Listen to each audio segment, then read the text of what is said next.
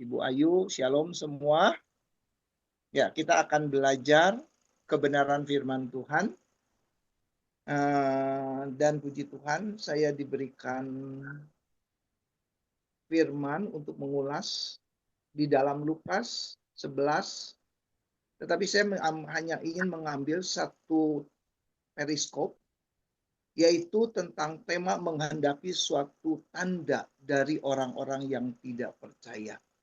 Nah, di dalam konteks Lukas 11 ini, kita bisa mulai dari perjalanan Yesus ketika Tuhan Yesus mengutus 70 orang murid-muridnya. Lalu dia mengajarkan tentang beberapa orang, ya, tentang kemurahan hati, dan tentang Maria, Marta. Dan di konteks di dalam ayat Lukas 11 ini, ya, Tuhan Yesus mengajarkan bagaimana cara berdoa atas permintaan daripada murid-muridnya. Dan Tuhan Yesus juga melakukan perkara mujizat yang ajaib, di mana ada seorang yang kerasukan roh jahat. Mereka mengikat dia, lalu membuat dia menjadi bisu, tetapi oleh kuasa Roh Kudus, oleh kuasa Yesus, yang orang pria ini dilepaskan, dan pria ini dapat berbicara. Dan tetapi satu hal yang membuat kita kaget, ternyata di antara semua yang takjub menyaksikan kuasa mujizat daripada Yesus, ternyata ada juga beberapa orang yang tidak percaya. Bahkan mereka mengkaitkan dengan kuasa apa Tuhan Yesus mengusir, melepaskan orang yang terikat. Dan dikatakan ia mengusir setan dengan kuasa Beelzebul, penghulu setan, di ayat 15. Dan Tuhan Yesus juga menjawab tuduhan itu, bahwa membuktikan bahwa itu tidak benar. Tetapi ada juga orang lain yang mencobai dia, memintanya suatu tanda dari surga. Itu di dalam ayat 16. Nah, pertanyaan-pertanyaan inilah yang kita akan bahas di dalam Lukas 11 ayat 29 dan 32. Saya akan mulai dalam ayat 29. Ya, ketika orang banyak itu mengerumutinya, berkatalah Yesus, angkatan ini adalah angkatan yang jahat. Mereka menghendaki suatu tanda, tetapi kepada mereka tidak akan diberikan tanda selain daripada Nabi Yunus. Ya, nah, dalam kisah ini Yesus pada saat itu berada di dalam kerumunan. Dia menunjuk angkatan ini adalah angkatan yang minta suatu tanda. Ini adalah angkatan yang jahat. Tetapi Yesus berkata, mereka tidak akan diberikan tanda selain tanda daripada Nabi Yunus. Nah, apa yang menjadi tanda dari Nabi Yunus? Ini menjadi sebuah pertanyaan dan menjadi sebuah jawaban daripada Yesus. Nah, ketika seorang penulis Dios Thomas menceritakan dan berkata, generasi yang akan mencari tanda adalah generasi yang buta rohani. Ini menjadi penekanan di dalam kita, ya, dalam pembelajaran. Nah, yang menjadi pertanyaan, apa yang menjadi dasar alasan Yesus memberikan tanda tentang Nabi Yunus? Nah, alasan Yesus memberikan tanda tentang Nabi Yunus tentu fokusnya yaitu pada pertobatan yang mengarah kepada keselamatan. Sebab pada waktu itu Yunus mengingatkan orang Niniwe supaya mereka bertobat dari penyembahan berhala, dari kekejaman, dari kejahatan. Nah, yang menjadi pertanyaan adalah apa sangkut pautnya dengan Yesus? Sehingga Yesus memberi tanda. Nah, Yesus pun juga melakukan hal yang sama, bahwa Yesus melakukan yaitu untuk mereka berbuat pertobatan. Karena anak manusia, Yesus itu datang ke dalam dunia ini untuk membawa pertobatan, membawa keselamatan. Itulah yang menjadi dasar alasan kenapa Yesus menekankan tentang tanda-tanda daripada Nabi Yunus. Nah, dalam hal ini Yesus mengutarakan demikian karena mengingatkan mereka pada ada satu masa akan terjadi penghakiman. Dan Yesus mengambil contoh, salah satu dari yang lain adalah datangnya Ratu dari Selatan yang akan bangkit bersama-sama dengan orang-orang dari angkatan ini yang akan menghukum mereka. Jadi dua alasan tentang Nabi Yunus dan Ratu dari Selatan inilah yang akan menjadi satu saat yang akan menjadi penghakiman kepada mereka. Nah, kita akan pelajari apa sangkut pautnya antara tanda-tanda Nabi Yunus dengan Ratu dari Selatan, yaitu Ratu Seba. Ya, nah di sini Yesus berbicara bahwa kalau orang saja datang, Ratu Sheba Jaya datang dari jauh untuk mendengar hikmat Salomo, tentu Yesus ingin menekankan bahwa hikmat yang diberikan Salomo itu sebenarnya dari dirinya. Jika demikian, maka Yesus adalah jauh hikmatnya daripada Salomo. Itu yang menjadi dasar penekanan daripada ayat ini. Nah, kepada orang Niniwe dikatakan akan bangkit dan menghukum mereka, sebab orang-orang Niniwe ketika diingatkan akan dosa dan perbuatan mereka, lalu mereka mendekat dan mendengar.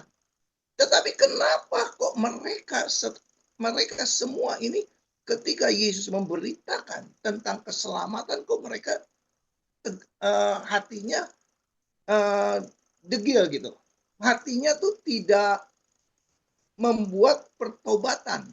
Sedangkan Yesus sendiri dikatakan bahwa dia jauh lebih besar daripada Yunus.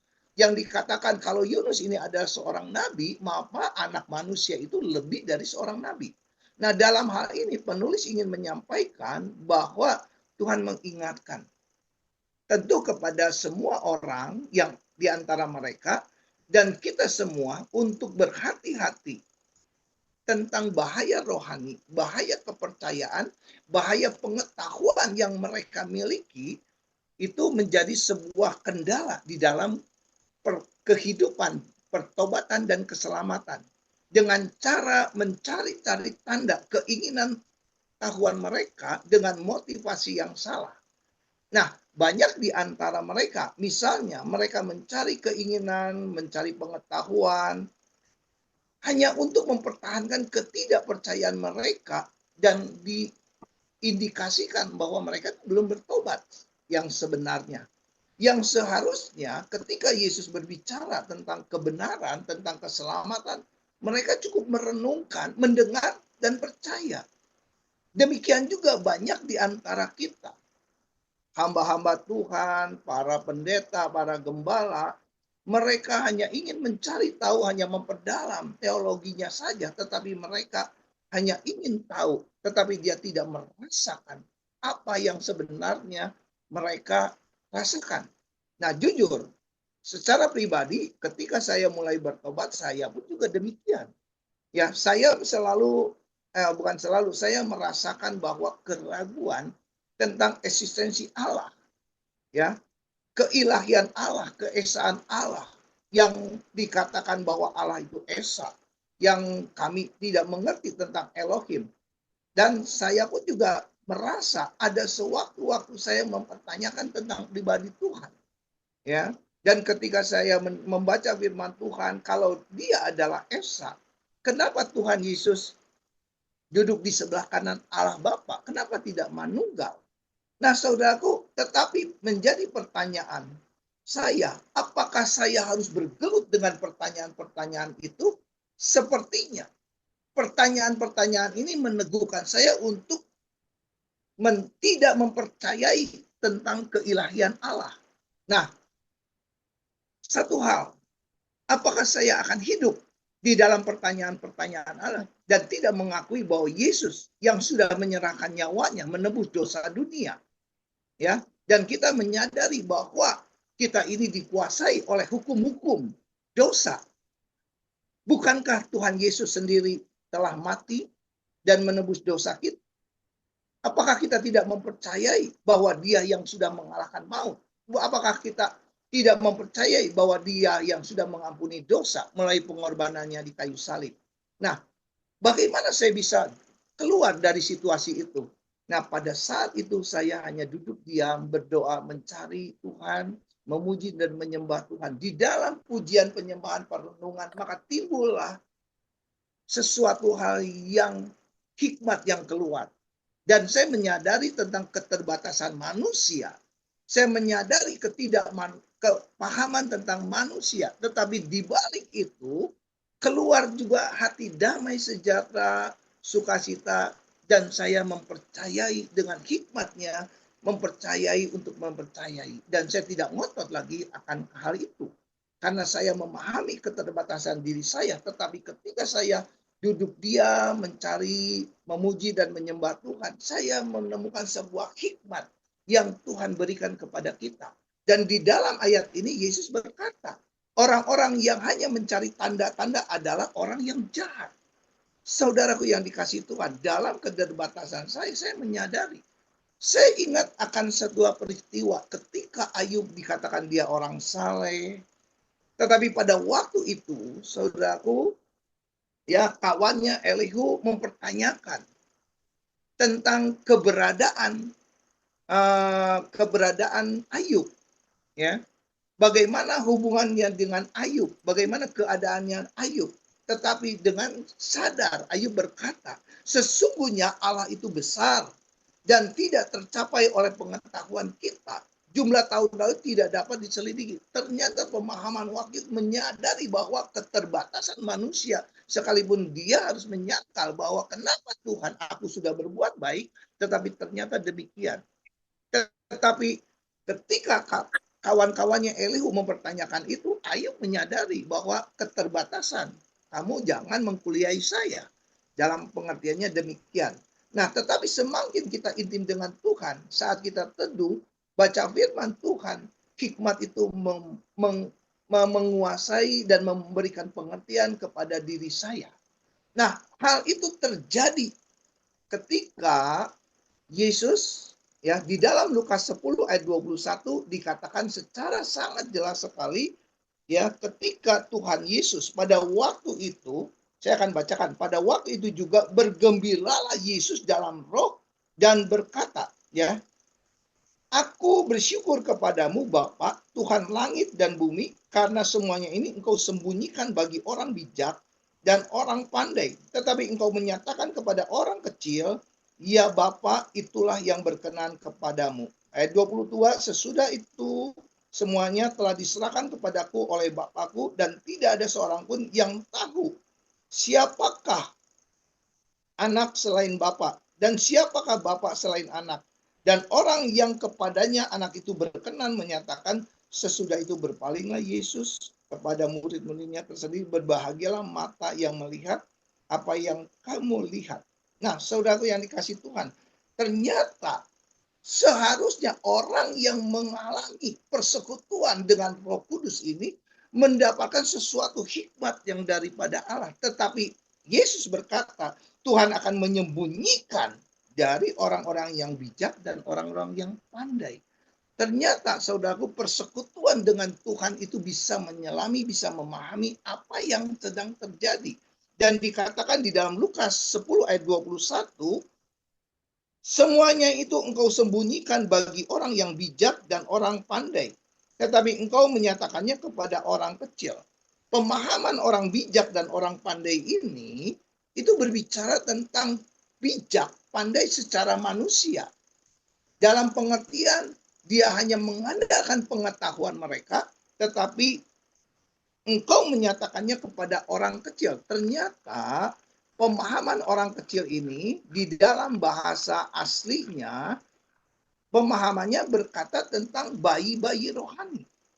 Nepios, yang artinya ketika dia mendengar, dia hanya duduk diam, menerima dan merenungkan. Dalam arti yang sebenarnya di dalam bahasa kiasan, orang yang berpikir sederhana, seorang Kristen yang belum dewasa. Nah, ketika kita diperhadapkan dengan hal inilah, maka kenapa Tuhan begitu marah kepada mereka? Angkatan ini adalah angkatan yang jahat. Karena mereka hanya menangkap apa yang dia dapatkan berdasarkan pengetahuannya dia. Tetapi dia tidak masuk kepada pengertian-pengertian rohani. Dan biasanya Tuhan Yesus berkata bahwa kepada orang-orang inilah Tuhan menyembunyikan sesuatu yang ada. Demikian juga dengan dia. Nah, ya, di dalam ayat ini, ya, maka itu ketika kami memahami tentang hal itu, dalam segala keterbatasan saya hanya nurut kepada Tuhan. Nah, dalam keterbatasan manusia, ya, hal itu pun juga menggambarkan kebodohan kita, ketidakmengertian kita, iman kita yang masih belum matang. Tetapi ketika kita mau merendahkan diri, menangkap dan merenungkannya, dan kita berhubungan dengan Tuhan secara persekutuan dengan Roh Kudus, maka hikmat itu akan turun. Nah, sekalipun saya tahu, saya tidak selalu mendapatkan hak apa yang menjadi jawaban di atas doa-doa saya untuk mendapatkan tanda-tanda itu.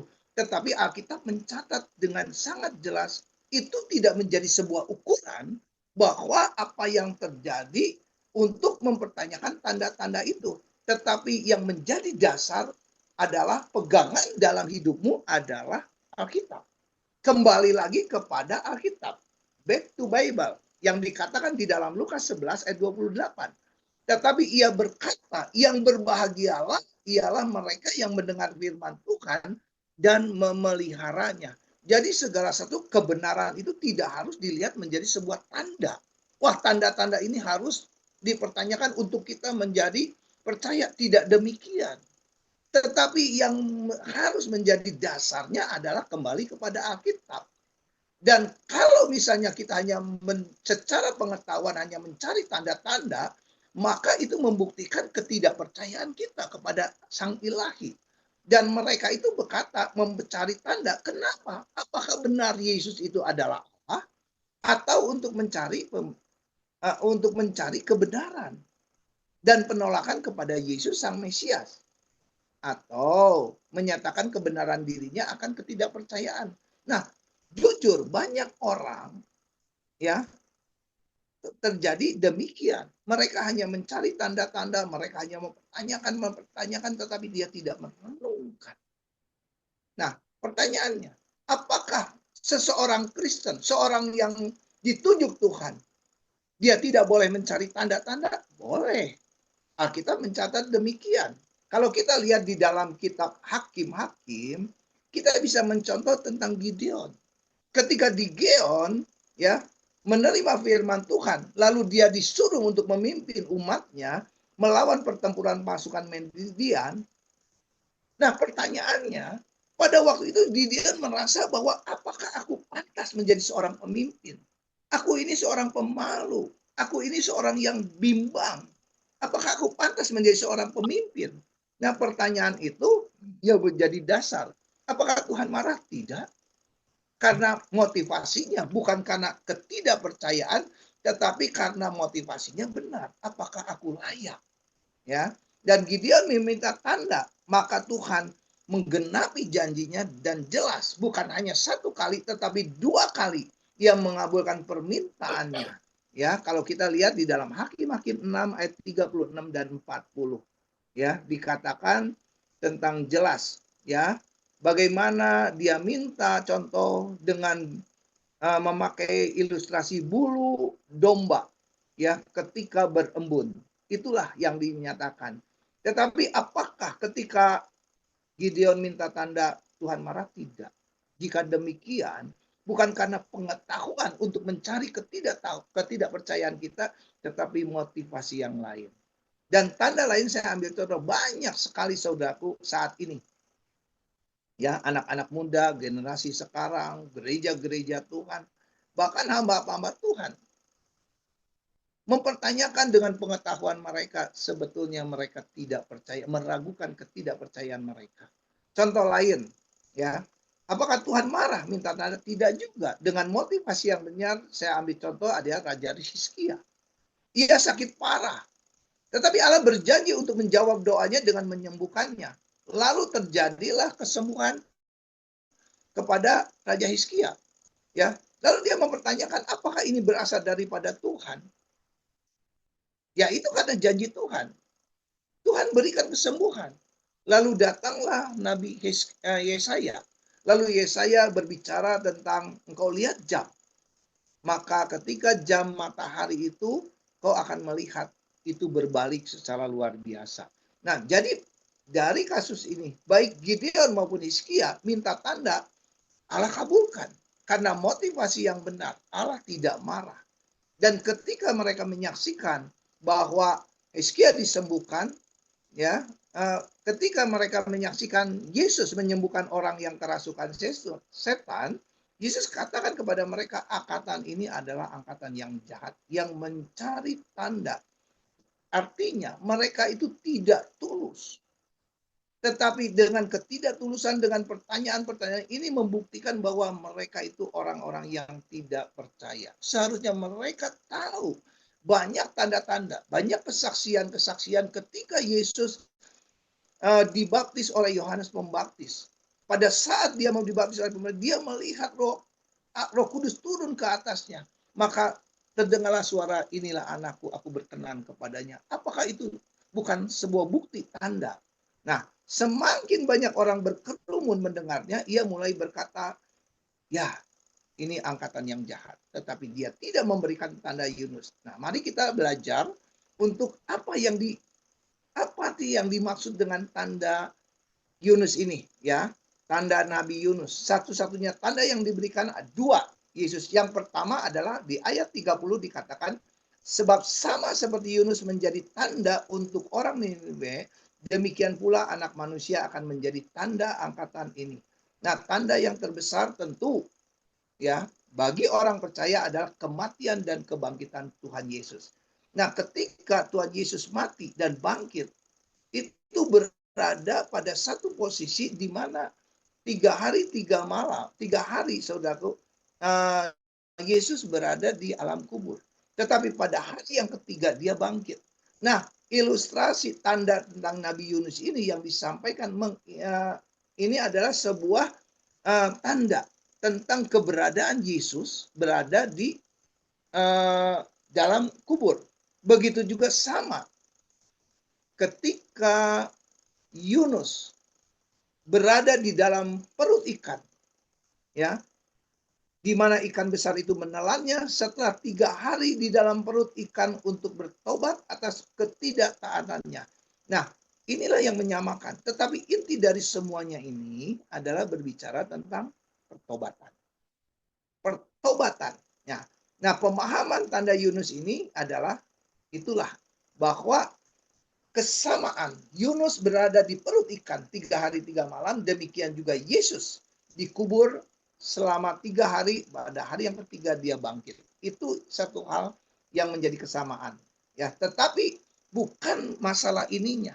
Yang menjadi pertanyaan adalah apa yang disampaikan, sebuah narasi yang disampaikan berbicara tentang pertobatan dan keselamatan. Ya, di mana Yunus mengingatkan orang Niniwe bahwa Tuhan akan menunggang balikan kota Niniwe kalau engkau tidak bertobat. Tetapi orang yang jahat, orang yang kejam, ketika diingatkan, mereka bertobat. Tetapi Yesus menjadi heran. Banyak orang di antara mereka tidak bertobat, sekalipun dia tahu bahwa Yesus ini jauh lebih besar daripada Yunus. Nah, bayangkan saudaraku yang dikasih Tuhan, betapa dahsyatnya peristiwa ini. Ya, bagi orang Niniwe ini peringatan tentang pertobatan yang membawa keselamatan dan mereka bertobat. Tetapi bagi Yunus seolah-olah dia sudah mati 3 hari, berada di perut ikan. Pada waktu itu di lembah kematian dia katakan, tetapi dalam bentuk pertobatannya dia bertobat, lalu Tuhan mengirim ikan dan dimuntahkannya. Itu adalah satu konfirmasi tanda bahwa Nabi Yunus dan Yusuf mempunyai satu kesamaan. Ya, di dalam Matius 12 ayat 20, Yesus menjelaskan. Karena seperti Yunus tinggal di dalam perut ikan 3 hari 3 malam, demikian juga anak manusia akan tinggal di dalam rahim bumi 3 hari 3 malam. Ya, itu yang pertama. Dan Yesus akan segera disalibkan dan orang-orang menjadi tidak percaya, ya, akan kuasa kebangkitannya. Dalam konteks ini adalah sebenarnya ketidakpercayaan ini bukan sebuah jawaban dari tanda yang diberikan Yesus. Mereka kekeh dalam ketidakpercayaan karena yang mereka minta adalah kalau engkau benar dari surga, tunjukkanlah tanda itu, ya. Tetapi Yesus berbicara memberikan tanda itu adalah tanda kematiannya. Tetapi mereka tidak mau, mereka tidak mengerti. Sedangkan Yesus hanya berbicara, setelah aku mati, engkau akan melihat bahwa aku akan bangkit. Tetapi mereka berpikir, tentu setelah engkau mati, maka engkau akan pergi. Tetapi sebenarnya kuasa kebangkitan Yesuslah itu yang menjadi tanda yang luar biasa. Bukan keselamatan, pertobatan bagi orang Yahudi, tetapi keselamatan bagi seluruh dunia. Inilah yang menjadi pertanyaan, ya. Dan ketika Tuhan Yesus berbicara tentang kebangkitannya, itu bukan hanya kepada orang-orang Yahudi, tetapi semua orang. Dan Paulus memberitakan Injil ketika dia berbicara kepada orang-orang Yunani, sekalipun terpelajar, mereka orang-orang filsafat, tetapi ketika dia memberitakan Injil tentang kuasa kebangkitan, mereka bertobat. Ya, ini luar biasa. Dan yang kedua adalah Yesus memberikan contoh-contoh hukuman yang akan datang dari tanda ini. Nah, Tuhan Yesus memakai seorang ratu dari selatan, yaitu Ratu Sheba, yang dahulu begitu mudah untuk mempercayai kebenaran Salomo. Ketika dia mendengar bahwa Salomo itu diberikan hikmat secara luar biasa, maka mereka jauh-jauh dari negara Ethiopia, ya, dari negara perbatasan antara Ethiopia dan Yaman pada saat ini, sekarang ini. Dan dikatakan di dalam ayat 31, Yesus berkata, Ratu dari selatan itu akan bangkit pada waktu penghakiman bersama orang-orang dari generasi ini dan menghukum mereka, ya. Jadi salah satu hukuman yang akan diberikan kepada mereka orang-orang yang tidak percaya adalah Ratu dari selatan.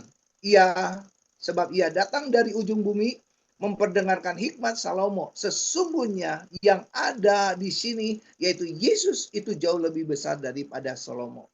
Nah, maksud apa yang dikatakan Yesus? Ya, sungguh wanita ini menakjubkan.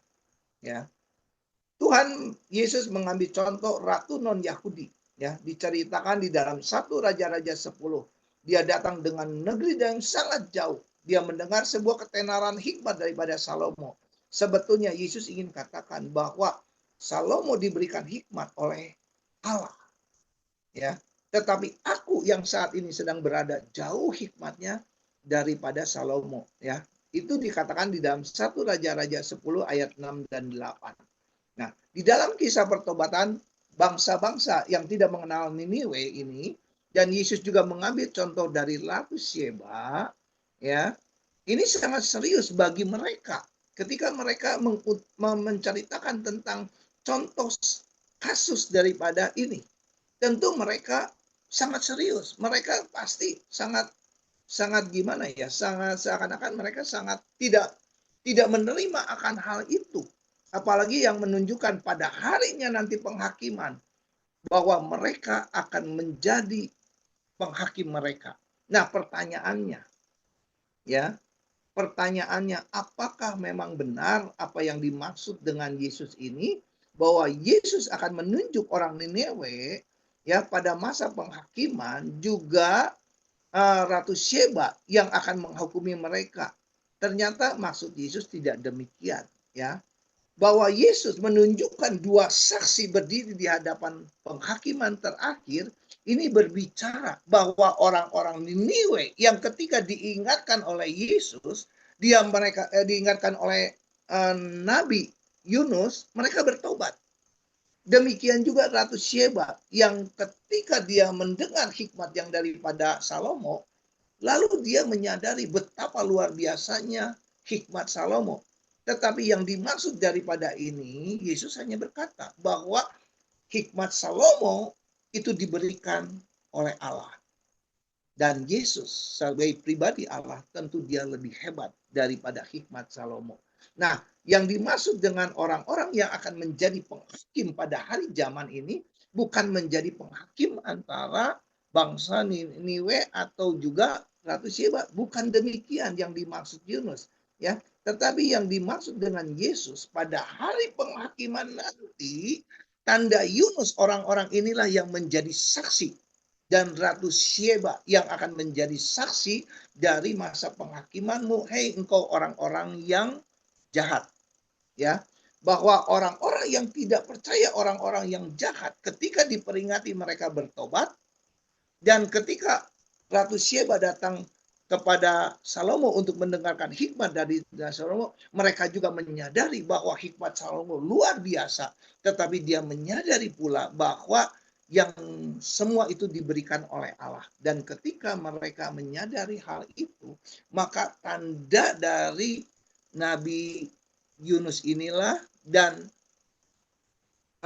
Ratu dari Syebalah pada satu saat di hari penghakiman mereka akan bersaksi tentang Yesus, tentang pertobatan yang besar.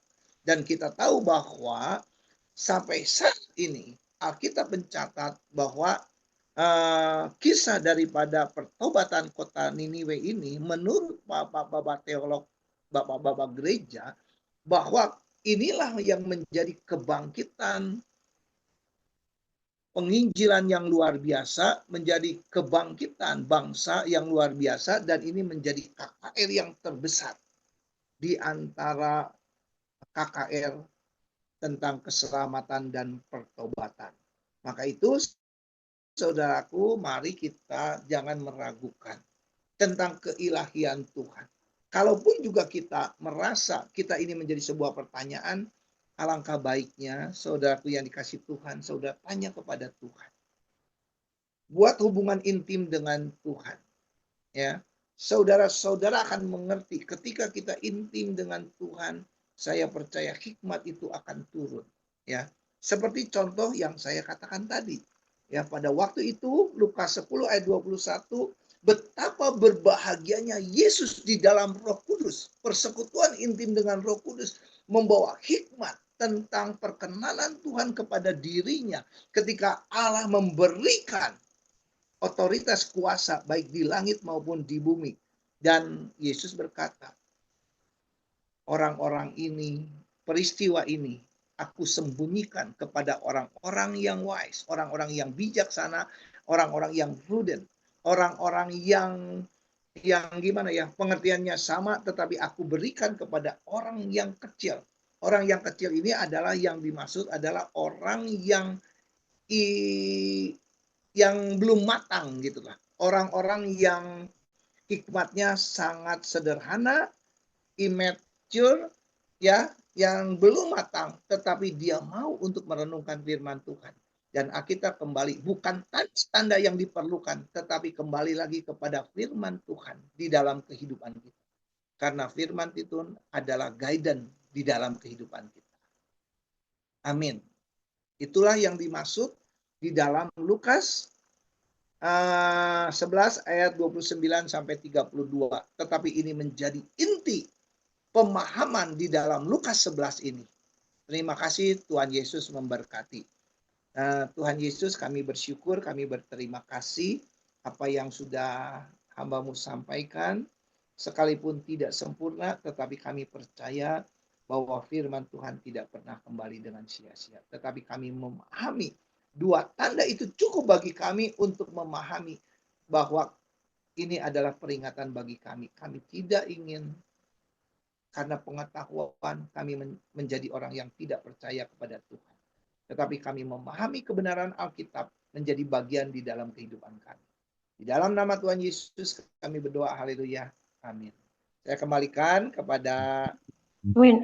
Thank you, Tuhan. Terima kasih Ibu Mahong. Amin.